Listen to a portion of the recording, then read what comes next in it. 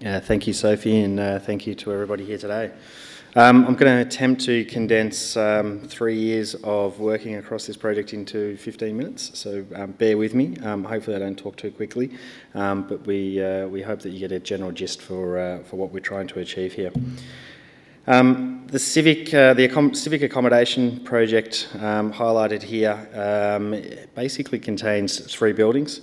It is the new council office headquarters. It's also going to be a private development by the developing partner Quintessential Equity, and a refurbishment to an existing building at 151 Mercer Street.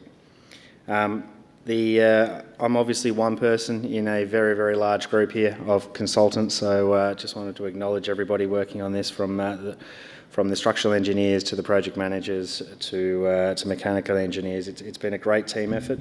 As Sophie mentioned before, it was a competition and a design, so the city went out very much to get the best design outcome for the precinct, and that's, we hope, evident now in what we're trying to achieve and build.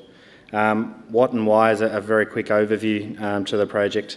So this is a new headquarters and a new co-location of 7 council office workspaces with enhanced amenities.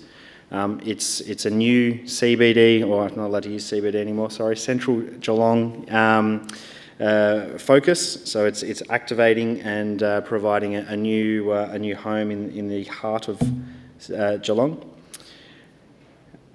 One of the key drivers here is an active permeable ground plane.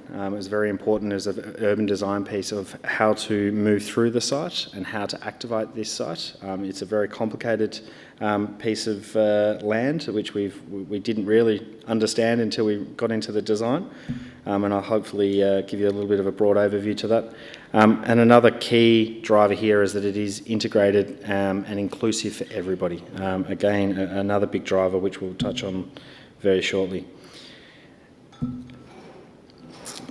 So the site, as we can see across here, fantastic view up here at the library. It's really nice to sort of see the crane and the building and the north-facing aspect to Geelong. It literally is in the heart of Geelong. There's probably a little bit more development happening in this part of the town as well, so there's a little bit of a sway to what is the centre of Geelong. We've got very much a series of different precincts, so from a civic heart to a retail heart to a cultural heart. And this precinct, in an urban design aspect, is really important because it starts to stitch those areas together. So it's connecting the waterfront, it's connecting the cultural heart, it's connecting the train station. Really nice when you start to touch on some of the heritage aspects as well, when you start to look into the history. There was a great discussion yesterday on some of those more historic values and the cultural significance of the site. We very much try to approach this project from an urban design point of view. It's not just a building, it's a series of buildings around an urban design, new civic heart. We very much try to connect to the intent of the green spine. So how do we encourage and build on what is already the foundations that have been laid? How do we create complementary spaces within this precinct that can dovetail into Johnson Park, into the waterfront? How can it connect via Jerringhap Street, Mallup Street? One of the key drivers here from the developer's point of view was, behind me you can see the original site. When we started to look at it, it was tight, it was difficult. Mercer Street, sorry. It's a very busy street. What can we do to enhance this site from a building point of view, but also from an urban design point of view? So Quintessential Equity went ahead and purchased 5 additional sites around the precinct to help unlock the jigsaw, so to speak, to the benefit of this project, to the benefit of the precinct, in both an urban design point of view, but also in an amenities point of view. What we'll touch on shortly is the idea here. So creating a public platform. So how do we create a new ground plane that connects Mercer Street, Bailey, Jerringhap Streets? how do we make this a place and a public forum where people can move and transition through from train station, from the cultural heart, or from the cultural precinct here down to the waterfront. So we were very, very conscious about making this a permeable site where people can walk through at any point of the day. Equally then, we've started to look at how do we activate the site and the precinct in its civic accommodation heart. So an active podium. So we're looking at how we can invoke the public realm, invite the public in during events. We've got the customer service area of the Geelong City Council, but we've also got a series of meeting rooms on the podium floor there. So encouraging people to come through. And then above that, we've got a 4-storey office building, which is separate, it's private. It's very much dedicated to the office amenities. So they were the 3 key strategies in a very broad sense of how we can connect the various new front doors, so the Mercer Street entrance, the Jerringham Street entrance, and also the Bailey Street entrance. We also have a building which is not part of our direct site, but the 16 Jerringham, which has a planning permit as well, which is a future development that will be undertaken at some point. We've got the QE building, which is again another office tower where there'll be partners that will come in a like-minded industry. And we've got in yellow there our 6-storey civic accommodation building. And a little joyous piece is that 151 Mercer Street. So, you know, we've fought pretty hard to retain that building, to refurbish it, to restore it, to bring it up to its a new level of glory as well. And again, those buildings on the corner, they are very, very significant in their heritage. So how can we encourage future development and upgrades and refurbishment of those in time to come? Just some of those renders you've seen there. Again, some of those key building attributes, I won't go into the building too much, but there is a rooftop terrace there, maximising views across Johnson Park. From the city's point of view, they've been very respectful of the town hall, and part of the design has always been how do we reference connection back to town halls, maximising those viewpoints so that everybody recognises that council chambers is at the town hall, and we pay homage to that.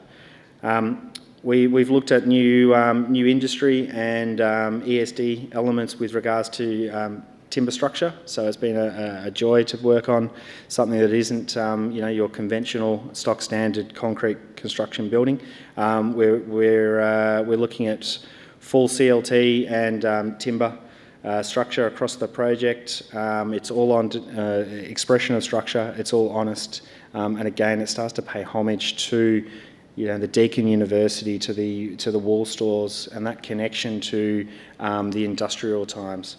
So we're picking up those elements of brick, of exposed structure, of timber, of steel, and doing that in a new modern way and in an efficient way.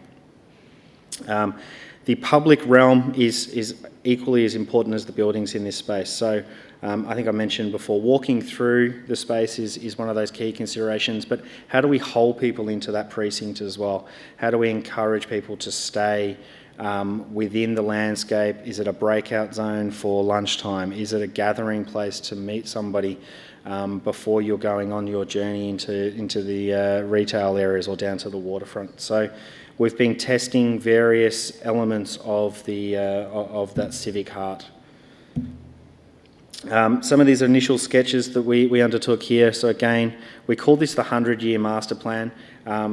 Council and QE purchasing those sites have really unlocked a large or a new master plan that we've been able to initiate that is not a building for the next 25 years, it's a building for 100 years. So it was a very key driver to what we've been looking at. Just some of those fundamentals, so from an urban design perspective of how you can understand, again, architects don't just look at buildings. The architectural team, the landscape team, the engineers, we actually think of these as precincts, and how do we design a precinct, not just a building. You can see what we're calling the civic heart. Mercer Street, it's a great front door, but it's actually a very difficult address. There's traffic that drives through, it's very fast moving. So we've turned the central knuckle between these two buildings, or three buildings, if you're including 151 Mercer Street, into this new Civic heart, encouraging people to come in and through the site. Sorry. I think what we talked about before, again, mentioning the permeable site, the aspects of the site, so encouraging connections to train stations. So we are anticipating greater increases of people arriving by train, whether that's from Melbourne, whether that's from regional Geelong, people arriving by train and walking from train to the new Civic heart to come to the new office environment. So we're conscious of those connections from the west, or even moving from west through the site to the east. We're again conscious of our connections from Bailey Street and Mercer Street. These are all at grade access. So you'll come off a footpath, you'll walk through the site. We've manipulated the site very carefully so that you can walk north to south and on a flat floor access. The site does fall almost 6 metres from west to east, which you don't really realise that until you actually start drawing it and cutting sections and doing all the fancy bits that we do. But we've installed a new lift, so there's DDA and equitable access via a single-storey lift. There's a new grand staircase there as well, which will start to act as a new ground for people to perform, to hang out on, to have lunch, and just to generally move through the site. And there's a broader precinct review going on at the moment of how do we continue the green spine coming through this area? How do we beautify Mercer Street? Again, these diagrams showing sort of an east-west connection between Bailey Street and Mercer Street. You can start to see how the yellow illustrated on this section is the office environment floating above our ground plane and our podium. So the office is a secure environment for office and council staff. The public realm is very much the ground floor, and what we call the semi-private realm is the podium. So that's an invited space for various events. Just having a look, that east-west connection, as we said before, between Jerringhap Street and Mercer Street. What we've done is very carefully in carving out these levels. There is a one level which we'll call basement car park. It's sort of half in, half out because of the terrain, but there is the basement car park servicing this precinct as well. End-of-trip facilities, so there's been a big push to make sure that we've got end-of-trip facilities being bathrooms, changing rooms, washing areas, bike storage, to encourage people, staff, to ride to work, to walk to work, to do all those elements that alleviate, I guess, the cars. So state-of-the-art facilities in both the council building and in the future Quintessential Equity office building. We've been very careful to separate those movements of traffic between the public pedestrians and car movements, potentially bike movements, and also those loading docks. So all of these are really broad brush urban design principles of how do we separate the various streams of traffic so that we don't have crossover and we make these safe and inviting spaces. Building cores, again, just trying to define entries into the building. And then those active edges, how do we enhance the public realm? How do we complement the existing infrastructure in the precinct? We've got these corners and nodes of various cafe outlets, complementary retail elements that are dovetailing into this precinct.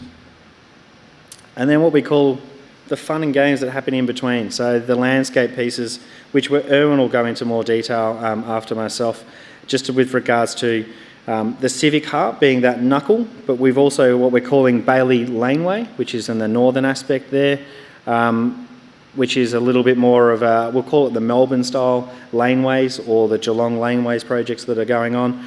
We've got a green area, a grassed green area to the northwest. Again, we're trying to create public zones and landscape zones around the precinct which are different and complementary to each other to be used during different parts of the day. The old spur line, which runs through, or used to run through the site. So for those that have been here and grown up, there used to be a rail corridor through the site. We do pay respects and homage to that through those landscape elements. Very, very quickly, Mercer Street, what we're calling is almost a pedestrian arrival point from the train station. You start to have a look here about how that building is sitting and sited. So direct access into the building core. It is a thoroughfare. It's not what you would call the front door, but it's a door and an entrance for council workers that know where they're going and coming into the building, directly linked to the train station. We have integrated Aboriginal cultural aspects with regards to our facade. So we've got these sunshade fins on the facade, which we've started to integrate. Very subtle nuances there with design palettes, and that's all been happening in the background with our Indigenous consultation groups. Mercer Street arrival, which we're calling really the heart and the front door to the building. So that direct connection from Johnson Street, the front door to Mercer Street, opening, warm, inviting, that connection all the way through the precinct. You start to see those two buildings stitching together. The Mercer Street facade, again, really what we talked about was those three key elements of brick and paying respect to all the brick buildings in Geelong, the beautiful wall stores buildings down at Daniel Lassalle's and Deakin University. Structure on display, how do we do and reinvent, or not reinvent, but how do we illustrate structure and not just cladding it up, but it's all on display, all the structure's on display. Just some of those reference points. Jerringhap Street will be the entrance to the future commercial building being built by Quintessential Equity. You can have a look at those steps and the lift that we were talking about before, but again, providing a new front door and a street address to Jerringhap Street and Bailey Laneway as well. And that Civic heart and the new front door. So this is very much about the front door to the precinct and the site. I think I'm probably talking too much. I have to say I'm a Deakin graduate from 2000, so seeing these photos is really beautiful. So to actually be back here, to be able to illustrate a modern take on a building that I literally grew up in is really, really nice. It's a beautiful building, and we're doing that now in a new modern world, in a new era, new technology, customer service, these public meeting spaces internally to the building. So just a glimpse there of trying to give you an illustration of what this building's going to be. But I will pass you on to the landscape, to Erwin. Thank you.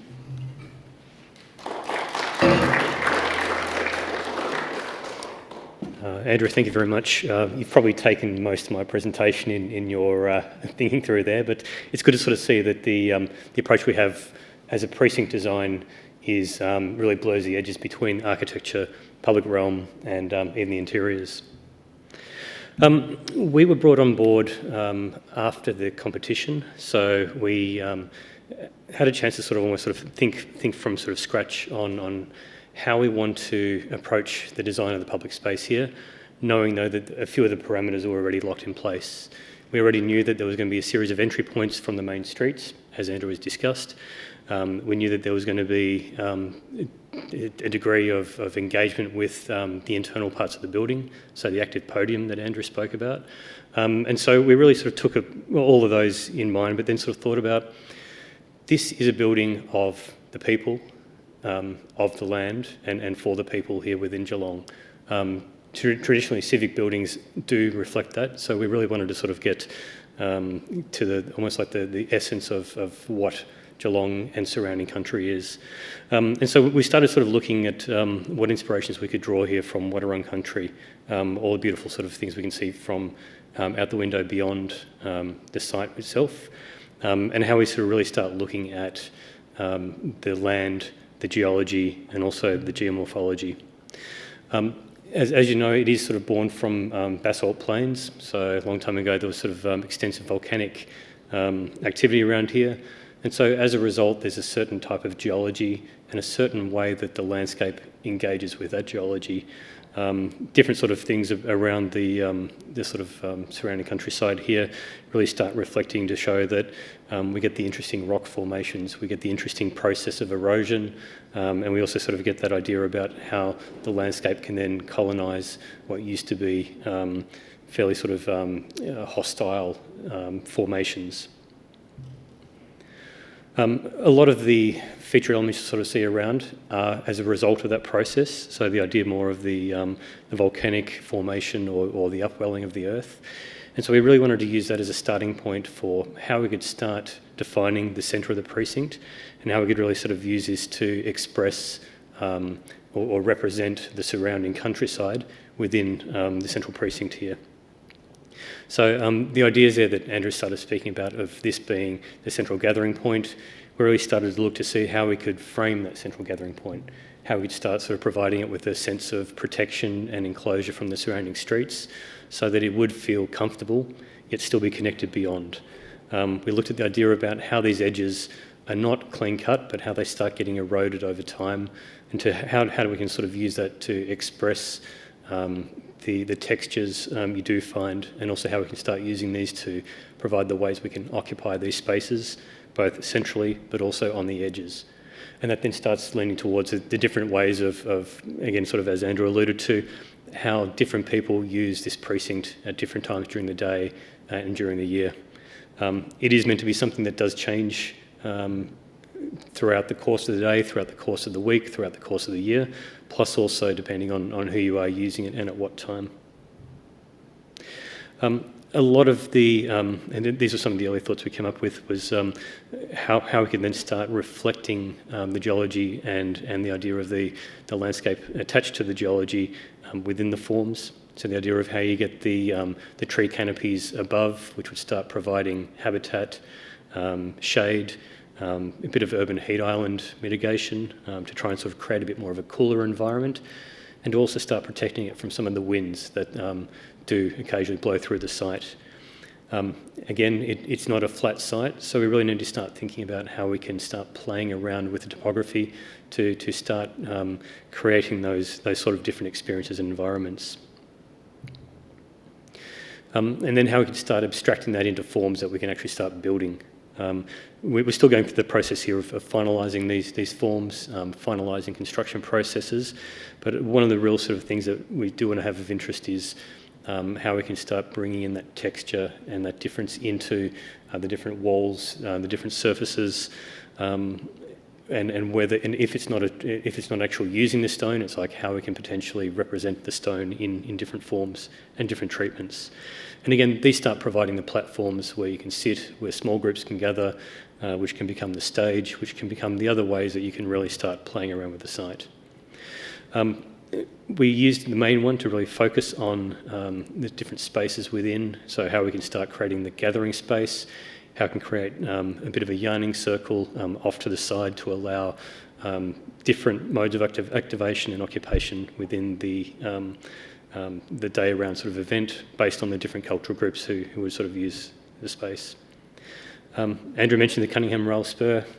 One of the real things we want to do is try and again reflect that within the public realm, within the materiality, referencing the goods that were carried along the rail line during the days of operation of the pier, and then also sort of seeing how we can potentially utilise different landscape, different planting species to again sort of represent that.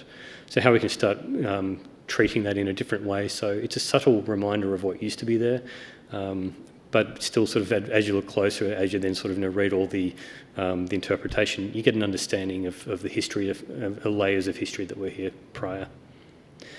We do want this to be a very occupiable area, so we do have extensive seating elements, which again the final forms are still being determined, but we want to sort of make sure that it's comfortable for everyone, so be it a single person or a sole person waiting for others, taking a break in their daytime, small groups, or when it comes to more the idea of events that happen day and week around.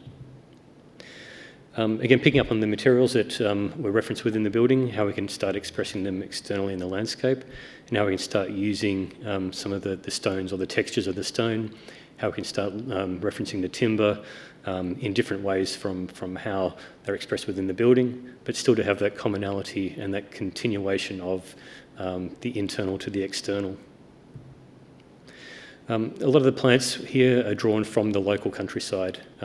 So we really wanted to express the ecological vegetation communities of Geelong, 2 different ones that we then start using those species to start sort of displaying within the public space as a point of habitat, as a point of education for the people about the beauty and the characteristics of the plants that are around us. Here's just a representation of that palette. Seasonality is one of the things we really want to sort of bring in, so certain times of year certain plants will flower, and that really starts reflecting the overall sort of seasons and transitions that occur during the year. Again, we wanted to celebrate that within the precinct. I'll take my leave and thank you very much.